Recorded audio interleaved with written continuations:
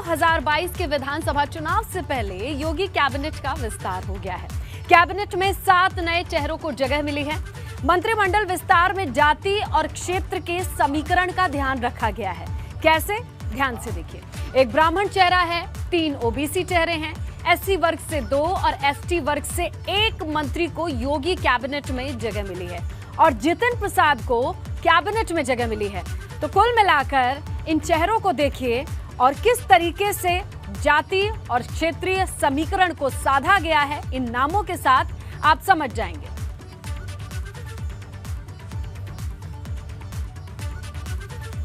तो यूपी मंत्री परिषद के विस्तार में आज जिन 7 चेहरों को जगह मिली है उसमें सबसे बड़ा नाम जितिन प्रसाद का है, जिन्होंने कैबिनेट पद में शपथ ली है।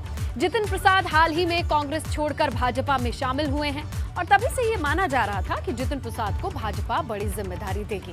और जितिन प्रसाद के शपथ ग्रहण के साथ ही तमाम कयासों पर आज विराम भी लग गया।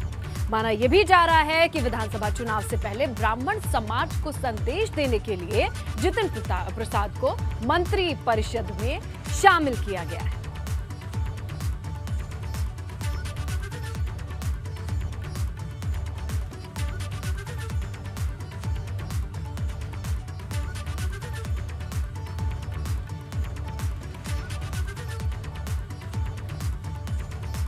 तो ग्राउंड पर हमारे 2 सहयोगी मौजूद हैं। धर्मवीर प्रजापति के घर पर इस वक्त मौजूद हैं हमारे सहयोगी नितिन और ब्यूरो चीफ वीरेश पांडे इस वक्त लखनऊ में मौजूद हैं। धर्मवीर प्रजापति के घर जश्न का माहौल है, खुशी का माहौल है, किस तरीके की तस्वीरें हैं बताइए जरा।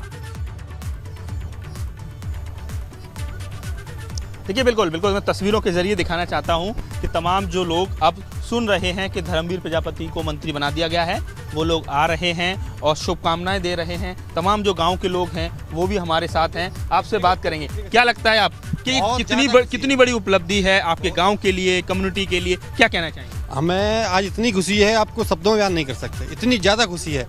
एक छोटे तबके के आदमी को इतना बड़ा दायित्व देना, मैं माननीय मोदी जी का मैं मंजूरल नाम है। अच्छा, मैं आप यहीं पास के गांव के रहने वाले? पास के गांव का रहने वाला। क्या लगता है कि आगरा में 2 मंत्री हैं, तीसरे मंत्री और मिले, अब इस इलाके को लेकर सरकार के पास ज़्यादा समय तो नहीं है, जनवरी में आचार संहिता लग जाएगी, लेकिन कुछ महीनों का वक्त है और ऐसे में क्या लग रहा है कि ये जो पूरा जो मंत्रिमंडल है इस कुछ विकास होगा? क्या लगता है? नहीं, पूरा विकास होगा।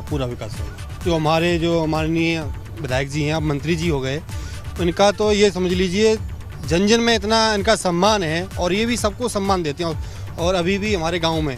तो बिल्कुल जाहिर सी बात है, आगरा में खुशी का माहौल है, जिस वर्ग से आते हैं वहां के लोग बेहद खुश हैं। लेकिन लखनऊ में क्या चल रहा है ये बता रहे हैं, दिखा रहे हैं ब्यूरो चीफ वीरेश पांडे। जी वीरेश। देखिए, मैं राजभवन के बाहर अपने कैमरामैन से कहूंगा कि अब जो भीड़ थी, समर्थकों की भीड़ थी, वो धीरे धीरे छट गई है।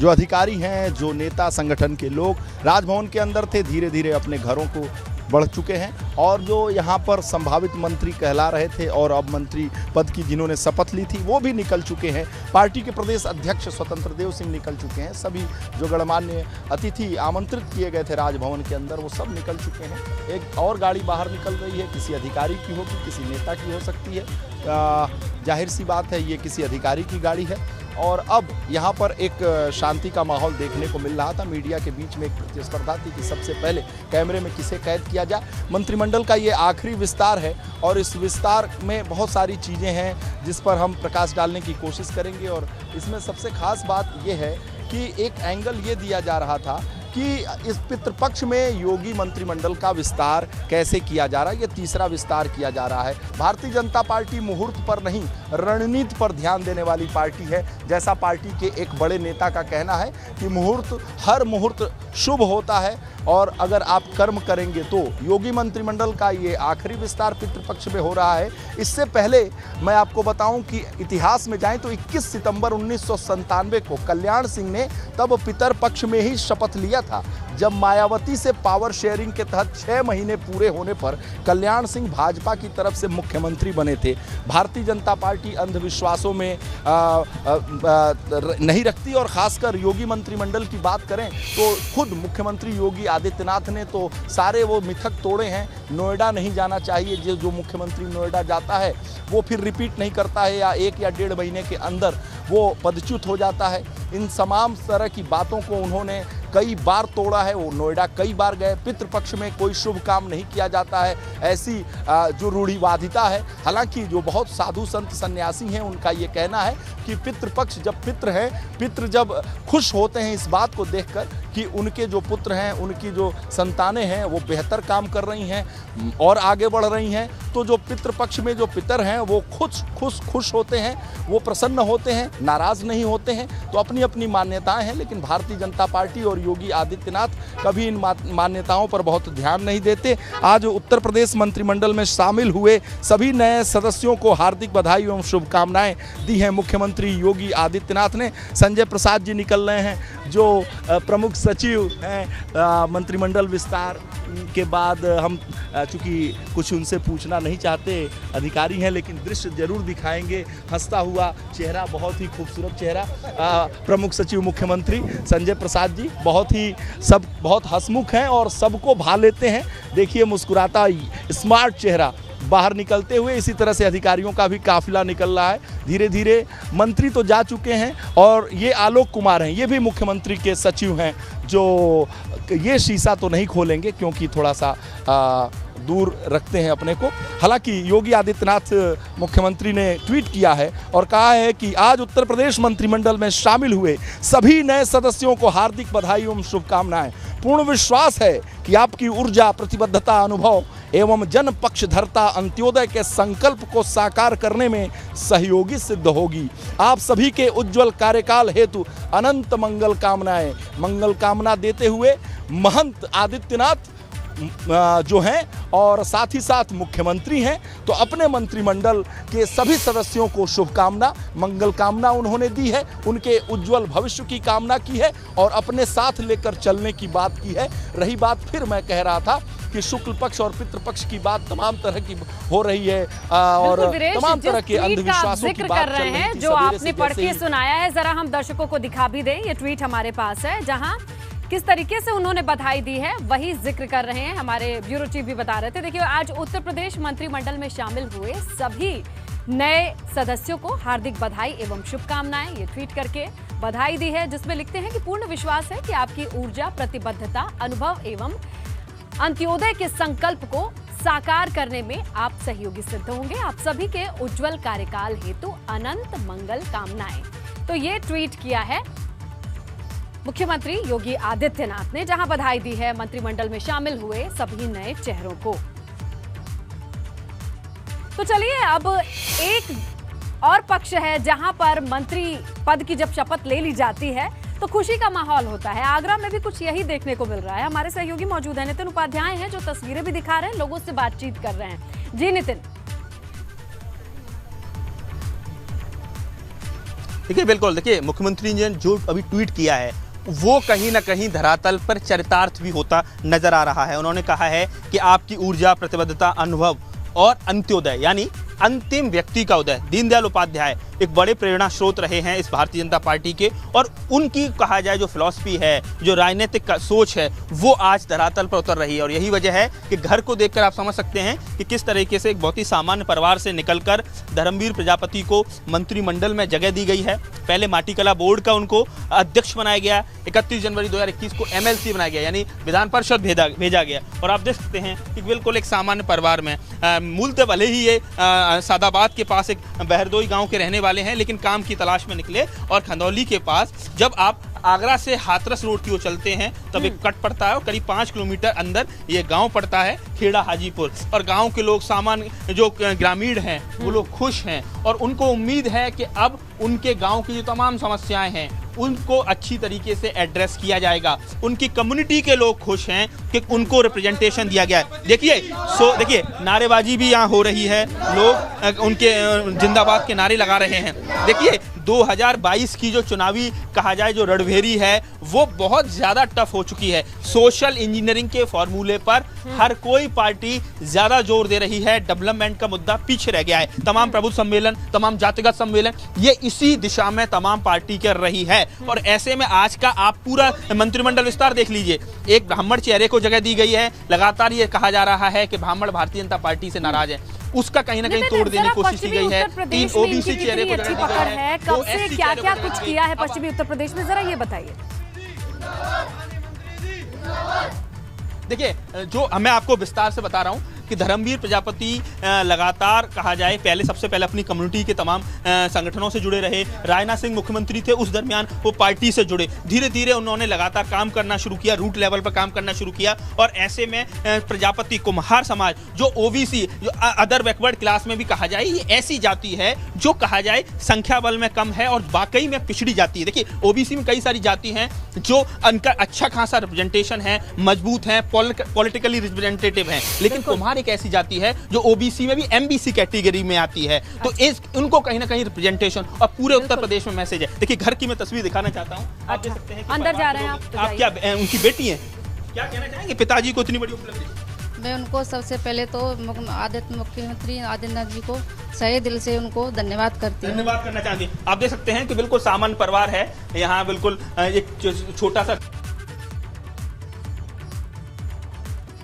नेटवर्क का इशू आ रहा है, लेकिन ये घर देख सकते हैं, हमारे सहयोगी दिखा रहे हैं किस तरीके से सामान्य सा घर है, सामान्य सा परिवार है। और अब जब वापसी होगी, इस घर में आएंगे धर्मवीर, तो पूरे इलाके के लोगों का नजरिया बदला होगा और उम्मीदें भी बड़ी होंगी जाहिर तौर पे। लेकिन हलचल किस तरीके की है और अब धीरे धीरे रवानगी की तस्वीरें भी दिखा रहे हैं हमारे ब्यूरो चीफ वीरेश पांडे जी। वीरेश, क्या देख पा रहे हैं अभी आप? देखिए, अब हलचल कुछ न रही, क्योंकि अपर मुख्य सचिव राज्यपाल महेश गुप्ता भी जाते रहे। अगर अपर मुख्य सचिव राज्यपाल महेश गुप्ता निकल गए हैं तो अब राजभवन के दरवाजे बंद हो गए हैं। देखिए, मेरी बात भी सही हो रही है, धीरे धीरे वो दरवाजे बंद हो रहे हैं और वो लोहे का फाटक जो ऑटोमेटिक तरीके से है, एबीपी गंगा के कैमरे पर मेरे अपने अनुभव से था कि महेश गुप्ता अगर निकल गए तो अब दरवाजे बंद हो गए और ये धीरे धीरे तस्वीरें बंद होते दरवाजे की, और ये दरवाजा बंद। अब राजभवन की सारी हलचल समाप्त, सारे मंत्री बाहर, सारे अधिकारी बाहर। अब केवल और केवल आनंदीबेन पटेल और उनके निजी स्टाफ इस राजभवन के अंदर हैं। जैसा कि मैंने अपने दर्शकों को बताया, जब आपने मुझसे सवाल किया उसी क्षण महेश गुप्ता अपर मुख्य सचिव राज्यपाल बाहर निकले। अपने अनुभव से मुझे लगा कि अब कुछ बचता नहीं है, और जब मैंने कैमरे को गेट नंबर 2 पे दिखाया तो ये बंद हुई तस्वीरें अपनी बात को सिद्ध करती हैं। अब जो दरवाजे पर एबीपी ट्रैफिक गंगा के लोग ने खड़े जिन हैं बातों पर कयास लगाया था, जो तस्वीरें, जो उम्मीद बताई थी, उन पे मुहर लगती चली गई है शुरू से अंत तक। वीरेश, आपका शुक्रिया तमाम तस्वीरों के साथ, तमाम जान। तो योगी मंत्रिमंडल विस्तार पर सबसे बड़ी कवरेज एबीपी गंगा पर आप देख रहे हैं। इसी कड़ी में हम आपको बताएं कि पलटू राम योगी सरकार में राज्य मंत्री बनाए गए हैं। इसके बाद उनकी पत्नी ज्ञानमती ने खुशियों को जताते हुए, अपनी खुशियों को दिखाते हुए कहा कि उन्हें अच्छा लग रहा है। योगी की कैबिनेट विस्तार आज हुआ है। जिस तरीके से गोंडा के रहने वाले और बलरामपुर की बीजेपी के सदस्य विधायक पलटू राम को मंत्री का पद मिला है, उसके बाद उन्होंने कुछ देर पहले शपथ ग्रहण की है। उनके साथ हम उनके घर पे मौजूद हैं। उनकी धर्मपत्नी ज्ञानमती जी, उनसे पूछेंगे आखिर आपके जो पति को मंत्री पद मिला है, कैसा लग रहा है? बहुत अच्छा लग रहा है, बहुत अच्छा लग रहा है, बहुत अच्छा लग रहा है। हमें भी अच्छा लग रहा है, हमारे परिवार को, सब लोग को अच्छा लग रहा है। जनता पूरी खुश है, सब कुछ अच्छा लग रहा है। इनसे आप क्या अपेक्षा करती हैं जनता, और जनता क्या करती है? सेवा करेंगे, यही सब, और क्या। सिर्फ देखेंगे, पूरा अपना विकास करेंगे, हर काम करेंगे। अच्छा, आप उनकी पत्नी हैं, कब से वो राजनीति में थे, थोड़ा बताइए। अब अच्छा, आप जिला पंचायत अध्यक्ष भी रह चुकी हैं, आपने वहाँ तक पहुँची हैं, मतलब कैसा आपको लग रहा है? बहुत अच्छा लग रहा है। अच्छा, महिला होने के नाते आप क्या चाहते हैं कि महिलाओं के लिए क्या हो सके? अब बताइए तो, बता तो रही हूँ भाई कि महिला होने के नाते मैं ये चाहती हूँ कि जैसे सब महिला आगे बढ़ें। कृष्ण कुमार गंगा, गोंडा। मंत्रिपरिषद के विस्तार के बाद प्रदेश के डिप्टी सीएम केशव मौर्य ने मंत्रियों को बधाई दी है। कहा कि यूपी मंत्रिपरिषद में प्रदेश के हर समाज और वर्ग को मौका दिया गया है। वहीं यूपी के भाजपा अध्यक्ष स्वतंत्र देव सिंह ने भी सभी मंत्रियों को बधाई दी। इस तौर से जो हमारे आज 7 मंत्रिपरिषद के साथियों ने शपथ ली है, उसमें समाज के उन हिस्सों से आने वाले जिनको कभी कोई नहीं पूछता था, भारतीय जनता पार्टी ने उनको सम्मान दिया है, उनको स्थान दिया है, उनको मंत्रिपरिषद में जगह दिया है। और आज योगी आदित्यनाथ जी के नेतृत्व वाले मंत्रिपरिषद में हमारे जो 7 सदस्य शामिल हुए हैं, उनको सबको मैं बधाई देता हूँ, अभिनंदन करता हूँ और उनके माध्यम से समाज की और अच्छे प्रकार से सेवा हो पाएगी। इस टीम के देखिए, ये मंत्रिमंडल सभी को, इसमें मंत्री में अनुभव भी है सभी को, और अच्छा काम करेंगे, जनता की सेवा भी करेंगे। सभी मंत्रियों को बहुत बहुत बधाई। समीकरण का सामाजिक समीकरण और सर्वस्पर्शी है और सब समाज के लोग हैं और एक गुलदस्ता अच्छा है पार्टी का। बात है दीनदयाल उपाध्याय जी के सपनों को साकार करने की। इसमें कोई दो राय नहीं। निश्चित रूप से इस समीकरण से चुनाव में फायदा मिलेगा। देखिए, चुनाव तो विकास के नाम पर लड़ेंगे और राष्ट्रवाद के नाम पर लड़ेंगे। अखिलेश जी कह रहे हैं कि वो जाति समीकरण साधा जा रहा है। क्या वो कर रहे हैं, क्या नहीं कर रहे हैं, वो तो वंशवाद की बात करते हैं। हम तो समाज के सभी वर्गों को लेकर चलने की बात करते हैं। स्वतंत्र देव सिंह को सुना आपने, प्रदेश अध्यक्ष को सुना आपने, लेकिन इस बातचीत के बाद उन्होंने ट्वीट भी किया है। ट्वीट करके उन्होंने किस तरीके से बधाई दी है, क्या कहना है उनका, वो भी जरा देख लीजिए। देखिए, पहले तो फोटो का कोलाज बनाकर उन्होंने ट्वीट किया है और उस पर कैप्शन के तौर पर लिखते हैं कि उत्तर प्रदेश मंत्रिमंडल में शामिल हुए सभी नए सदस्यों को हार्दिक बधाई, उनके उन्नत उज्जवल कार्यकाल हेतु शुभकामनाएं।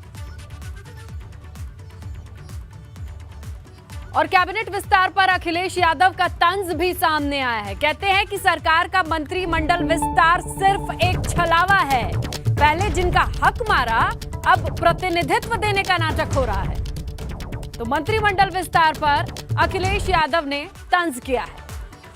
ये देखिए, ट्वीट करके तंज कसा है। कहते हैं कि उत्तर प्रदेश भाजपा सरकार का मंत्रिमंडल विस्तार 4.5 साल जिनका हक मारा, उनको आज प्रतिनिधित्व देने का नाटक रचा जा रहा है।